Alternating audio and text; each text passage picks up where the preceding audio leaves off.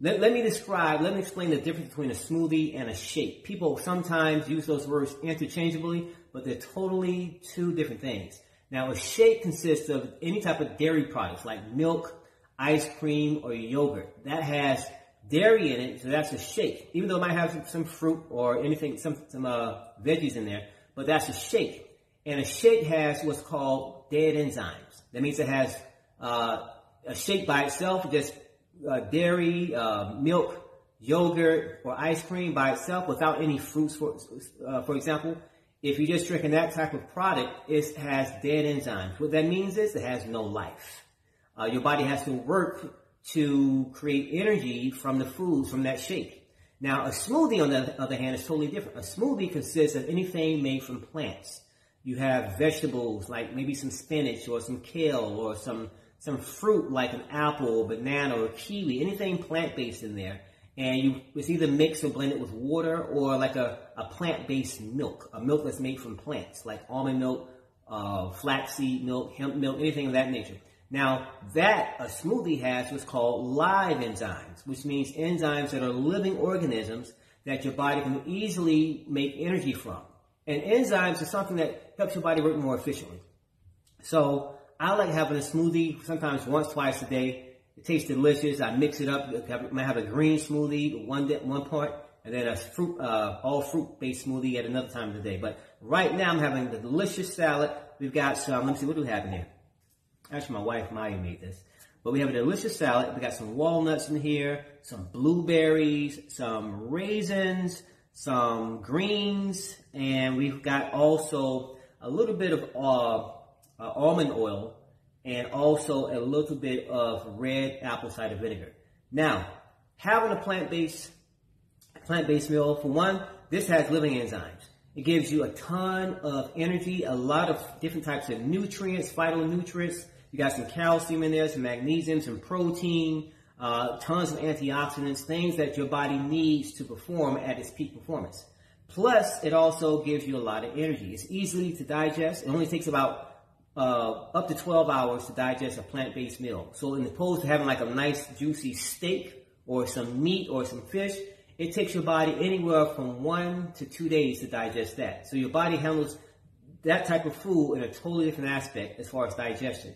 Now, if you ever notice yourself feeling a little fatigued sometimes, or you feel like taking a nap or crashing in the middle of the day, think back to the type of breakfast you had, or maybe the type of lunch you had, because that contributes to that feeling of sluggishness and fatigue later on in the course of the day. If you had anything based with meat or dairy products, anything of that nature, or a lot of carbs, heavy carbs, then your body is utilizing this energy to digest that meal you had, maybe a couple hours ago, maybe just an hour ago. And that's why you feel sluggish and fatigued and also bloated, because now it takes up to 12 hours. I'm sorry, not 12 hours, up to a day or 2 days to digest that stuff.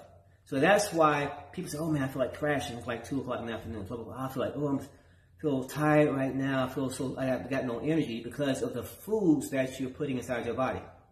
So having a salad, if you have a salad for breakfast, I know it's not traditionally the norm, but if you have a salad for breakfast, that's going to help jumpstart your body, help your body's going to start to create energy from that food, and you're going to feel up and motivated throughout the course of the day. And normally when you feel like crashing around 12 o'clock, between 12 and 2 o'clock, you won't feel that crash.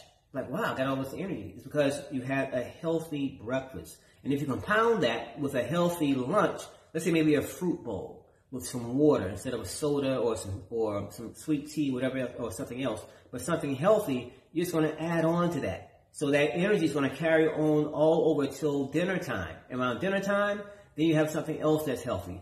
But here's a rule of thumb to keep. If you're going to have anything that has meat, chicken, fish, any type of meat, you never want to have it for breakfast and never want to have it for dinner. Only have that around lunchtime. And if you have a weight loss goal, or if you just want to have a lot more energy, you're going to notice a huge change in your energy levels, because now your body has to do all the work of breaking down that meat product, that meat food for breakfast, and then doing it again for lunch, and then doing it again for dinner. Because if you're eating meat around the clock, then you're going to feel bloated. Pretty soon, I don't care how physically fit you are and the shape you are, it's going to catch up with you. You're going to find yourself kind of slowing down, breaking down a little bit. And in the long term, if you do that every single year on a daily, day in and day out, you're going to discover that your joints are going to start to ache. You may even develop arthritis. I know a person right now known around the world as Mr. Fitness. And right now, he's kind of suffering from arthritis, but it's based on his diet. And now he's making a change in his diet to eat more healthy, to also go vegan.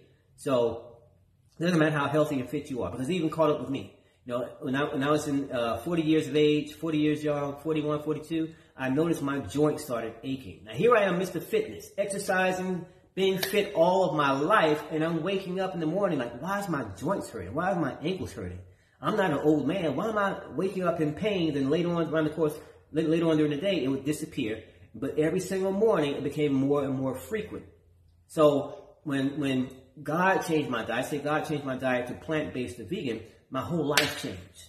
I had a lot of energy, ton of energy, and I saw a difference in my strength levels, my energy levels, my muscle gain. Everything changed when I went plant-based, because now I was no longer eating dead enzymes, which a bunch of meat and dairy products. I was eating, well, at that point, just strictly living enzymes, smoothies and salads.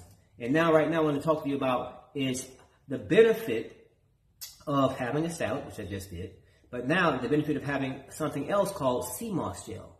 Now, you've all probably heard about sea moss, but what you don't know is that sea moss has 92 minerals out of the 102 minerals that your body needs simply to exist. Now, that's important because sea moss is the only one food now. There's probably a supplement you can take that has just as many minerals, but sea moss is actually a food. It's a type of algae or seaweed that naturally contains 92 minerals. And it's minerals that your body needs. See, oftentimes when a person is eating a typical American diet, traditional American diet, which also includes fast food, McDonald's and all this other stuff, you're not getting the type of minerals your body needs to simply function properly. That's why you see a lot of people with chronic aches and pains. Body's always stiff, joints always stiff. You know, even some diseases like neurological diseases like fibromyalgia, or people with autoimmune diseases, or people who suffer from migraines a lot, or people who have anemia, all these issues. Even impotence. You know, people who have low libido. You know, they don't perform like they used to perform back in the days in the bedroom. So all these things are commonly caused by a lack of a nutrient, and most times the lack of a mineral that the body needs. And here's the thing also. If you're taking a ton of vitamins, right? You're going to the gym every single day, you're exercising, you're making an investment in vitamins, and you think you're getting the most out of it. If your body's lacking minerals, it is the minerals that allow the vitamins to work properly in your body in the first place. So if you're lacking minerals, the vitamins you're taking may be doing a little bit of good, but not that much. You want to maximize your mineral content. And you can do that by taking sea moss gel. Now, what I'm going to do is I have sea moss gel, and I'm going to add this to my drink. Now, this is just water with organically, naturally flavored lemon. Now, you don't have to do this to yours, but I like having a little flavor in mine, so it's natural, it's organic, it's plant-based. And I'm going to just mix this. Now, sea moss gel is easily mixable. You can put it in a smoothie.